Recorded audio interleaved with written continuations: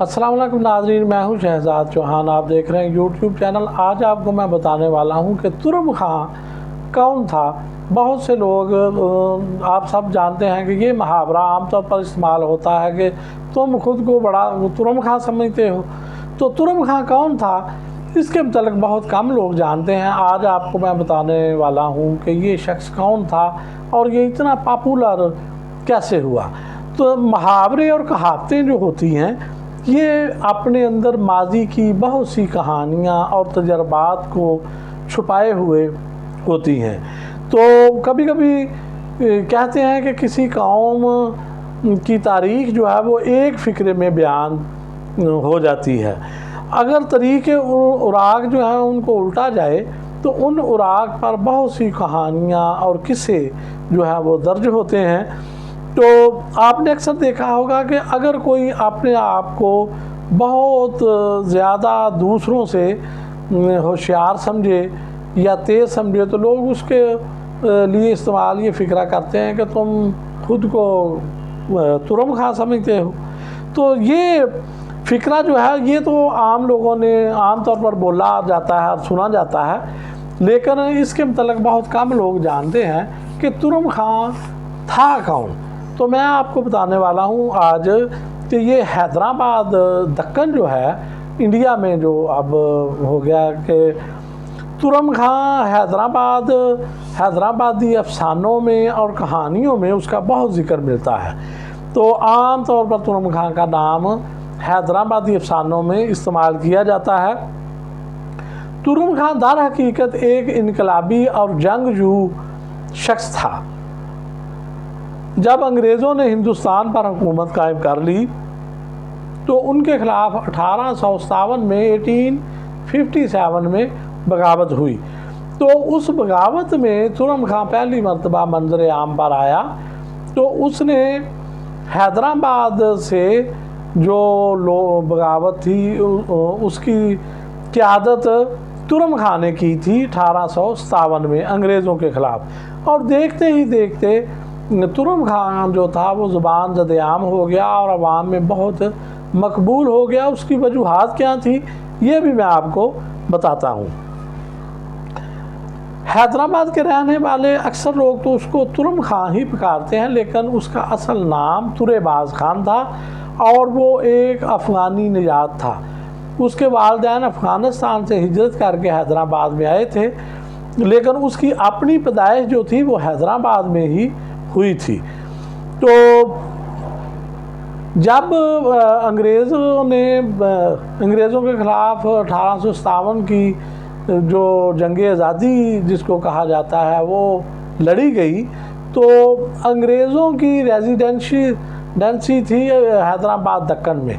تو اس وقت وزیر اعظم حیدرآباد جو تھے انہوں نے انگریزوں کا جو کرنل ڈیوڈسن تھے ان کو یہ بات کہی کہ حیدرآباد میں کوئی بغاوت کے آثار نہیں، کیونکہ جمعے کا دن تھا۔ اس دن تو انہوں نے کہا جی آج جمعے کے خطبے میں کسی مولوی نے بھی انگریزوں کے خلاف بغاوت کی بات نہیں کی اور نہ ہی کسی نے جہاد کی دعوت دی ہے، اس لیے یہاں پر ایسا کوئی امکان موجود نہیں۔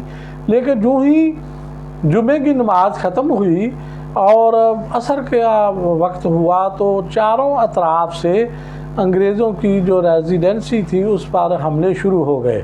تو ان حملوں کی جو قیادت ہے وہ ترم خاں کر رہے تھے، اور اس وقت ترم خاں نے حیدرآباد سے تقریباً 5000 نوجوانوں پر مشتمل ایک سپاہ تیار کی تھی، اور اس سپاہ میں حیدرآباد کے طلباء بھی شامل تھے اور دیگر جو شعبے ہیں ان سے بھی نوجوان شامل تھے۔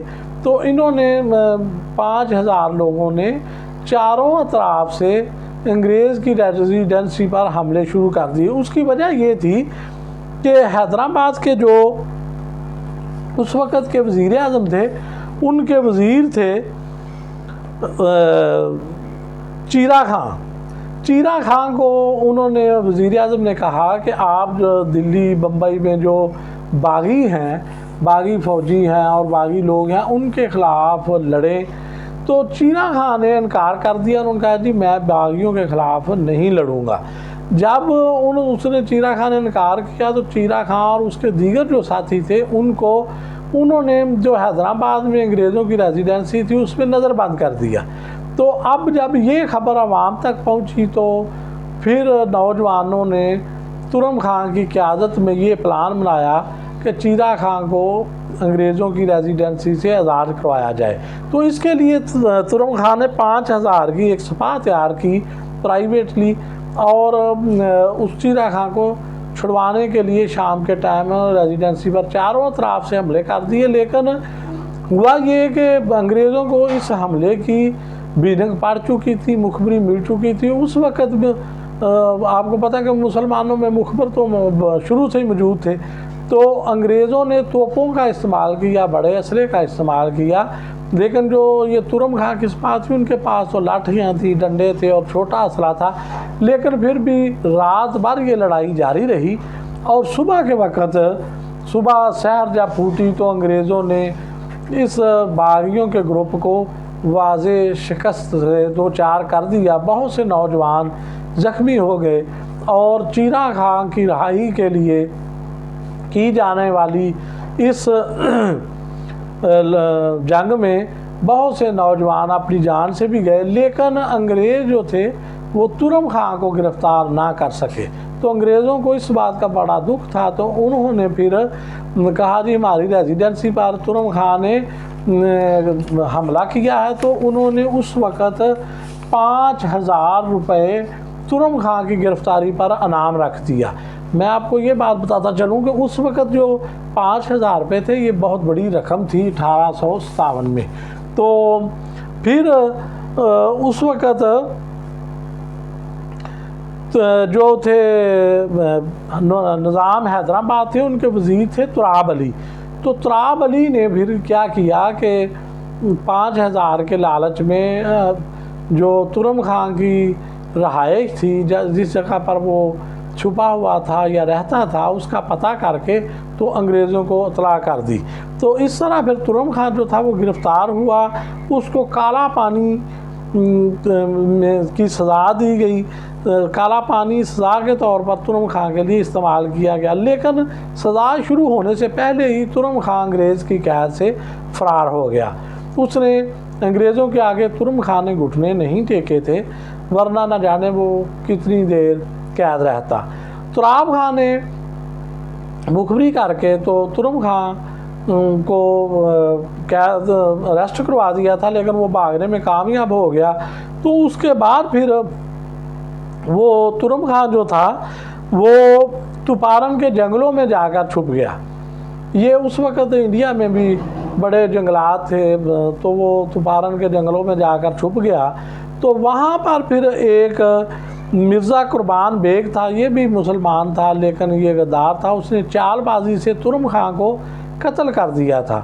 تو ترم خان کب اس کے بعد کسی کے ہاتھ بھی نہ آیا اور نہ اس نے کوئی کسی کو گرفتاری دی، لیکن ترم خان شہید ہو گیا۔ لیکن آزادی کے جو جنگجو تھے ان میں ترم خان جو ہے وہ بہت مقبول ہوا، اور ان کے دلوں میں وہ موجود رہا، اور اس کے بعد انگریزوں کے خلاف بہت سے لوگوں نے آزادی کے لیے جنگیں کی، انفرادی طور پر گروہوں کی شکل میں۔ تو ترم خان اس جو ہے وہ زبان زدام اس کا نام ہو گیا۔ تو پھر حیدرآباد میں ترم خان کے نام پر وہ انہوں نے تری باز خان روڈ کی تعمیر کی، وہ آج بھی جو روڈ ہے وہ موجود ہے اس کے نام سے۔ تو ترم خان جو ہے وہ اس لیے مشہور ہوا کہ وہ ایک جنگجو اور بہادر اور نڈر مسلمان تھا، اور اس نے مسلمانوں کی آزادی کے لیے انگریزوں کے ساتھ جنگ کی تھی، لیکن اپنے ہی جو مخبر تھے اور غدار تھے انہوں نے اس کو گرفتار کروایا اور بعد میں قتل بھی کر دیا۔ بہت شکریہ۔